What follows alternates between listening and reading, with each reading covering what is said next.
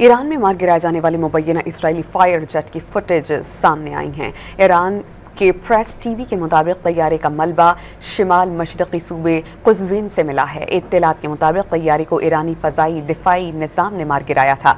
ईरानी media अब तक 2 Israeli तैयारे गिरा चुका है और एक इसराइली खातून पायलट को गिरफ्तार करने का दावा किया है। ईरान में मार कर गिराए जाने वाले जो तैयारे हैं उनकी फुटेजेस सामने आ रही हैं। ईरान में मार गिराए जाने वाली मुबैना इसराइली फायर जेट की फुटेजेस आ रही हैं। ईरान की प्रेस टीवी के मुताबिक तैयारे का मलबा शिमाल मशरक़ी सूबे कुज़विन से मिला है। जो इत्तलात मौसूल हो रही हैं उसके मुताबिक तैयारे को ईरानी फ़ज़ाई दिफ़ाई निज़ाम ने मार गिराया था। ईरानी मीडिया अब तक 2 इसराइली तैयारे मार गिराए जाने और एक इसराइली खातून पायलट को गिरफ्तार करने का दावा कर रहा है, जिसकी तरदीद इसराइल की जानिब से की जा चुकी है।